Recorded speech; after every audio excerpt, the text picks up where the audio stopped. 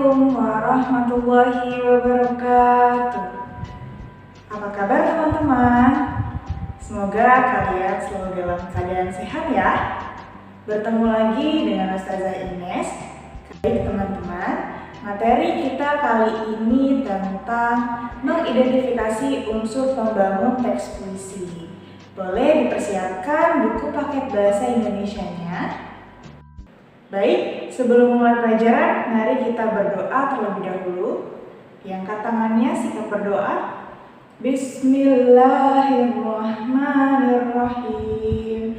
Rabbi zidni ilma warzuqni fahma. Rabbi shrah li sadri wa yassir li amri wahlul uqdatam min lisani yafqahu qawli. Amin ya rabbal alamin. Boleh dipersiapkan buku bahasa Indonesianya. Jika sudah dipersiapkan, mari kita simak pembahasannya bersama-sama ya. Baik teman-teman, materi kita kali ini membahas tentang teks puisi atau mengidentifikasi unsur-unsur pembangun teks puisi. Nah, apa yang Ananda ketahui tentang teks puisi?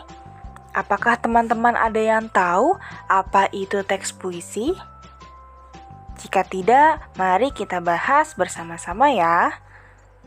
Puisi adalah karya sastra hasil ungkapan, pemikiran, dan perasaan manusia yang bahasanya terikat oleh irama, mantra, rima, penyusunan lirik dan bait, serta penuh dengan makna. Puisi mengutamakan bunyi, bentuk, dan juga makna yang hendak disampaikan. Teman-teman, materi kita yang selanjutnya adalah karakteristik dalam puisi. Yang pertama disusun dalam bait-bait, lalu yang kedua mempunyai rima. 3. Penuh makna setiap kata ataupun kalimatnya. 4. Memiliki tipografi, dan yang terakhir mempunyai majas, kalimat figuratif atau bahasa kiasan di dalamnya. Selanjutnya adalah unsur-unsur pembangun teks puisi. Nah, teks puisi adalah salah satu karya sastra yang mempunyai makna dalam setiap larik atau baris dan penuh imajinasi di dalamnya. Unsur pembangun teks puisi itu terbagi menjadi 2, yaitu unsur fisik puisi dan unsur batin puisi. Teman-teman, unsur fisik puisi adalah unsur pembangun puisi yang bersifat fisik atau nampak dalam bentuk susunan kata-katanya. Sedangkan unsur batin puisi adalah unsur pembangun yang tidak tampak langsung dalam penulisan kata-katanya. Baik teman-teman, kali ini kita akan membahas tentang unsur fisik puisi terlebih dahulu. Dan poin-poin apa saja yang terdapat dalam unsur fisik puisi.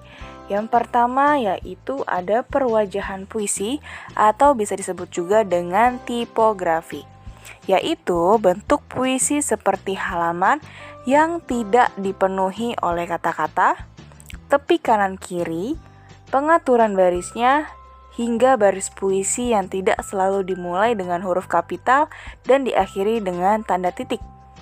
Hal-hal tersebut sangat menentukan pemaknaan terhadap puisi yang dibuat oleh penulisnya. Lalu yang kedua adalah diksi, yaitu pemilihan kata-kata yang dilakukan oleh penyair dalam puisinya. Karena puisi adalah bentuk karya sastra yang sedikit kata-kata dapat mengungkapkan banyak hal, maka kata-katanya harus dipilih secermat mungkin. Pemilihan kata-kata dalam puisi erat kaitannya dengan makna, keselarasan bunyi, dan urutan katanya. Oleh karena itu, ketika kita membuat sebuah puisi, pasti menggunakan kata-kata yang singkat tapi memiliki makna yang dalam. Itu bisa disebut juga dengan diksi atau pemilihan kata-kata yang digunakan di dalam puisinya.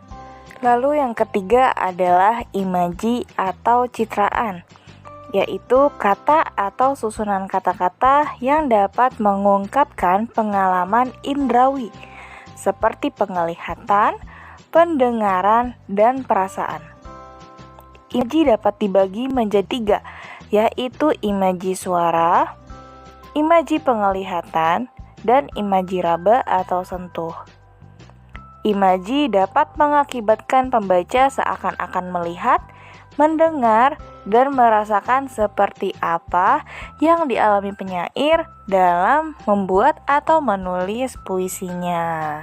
Selanjutnya adalah kata konkret, yaitu kata yang dapat ditangkap dengan indera yang memungkinkan munculnya imaji. Kata-kata ini berhubungan dengan kiasan atau lambang.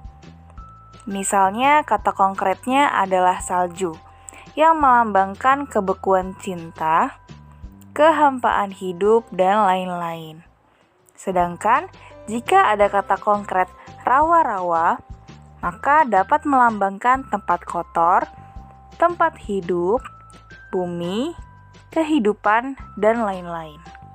Lalu unsur fisik puisi yang terakhir adalah majas, bahasa figuratif atau yang biasa disebut dengan gaya bahasa, yaitu bahasa berkias yang dapat menghidupkan atau meningkatkan efek dan menimbulkan konotasi tertentu.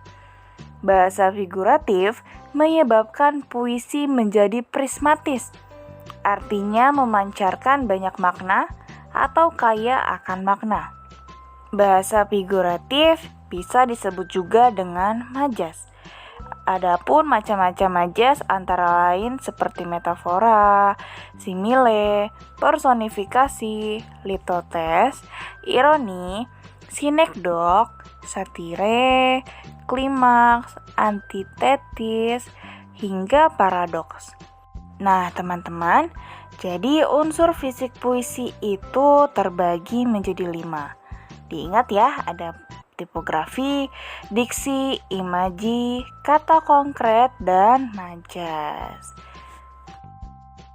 Alhamdulillahirrahmanirrahim. Materi kita sudah selesai, mari kita tutup dengan membaca hamdalah bersama-sama. Alhamdulillahirrahmanirrahim. Semoga teman-teman bisa memahaminya ya.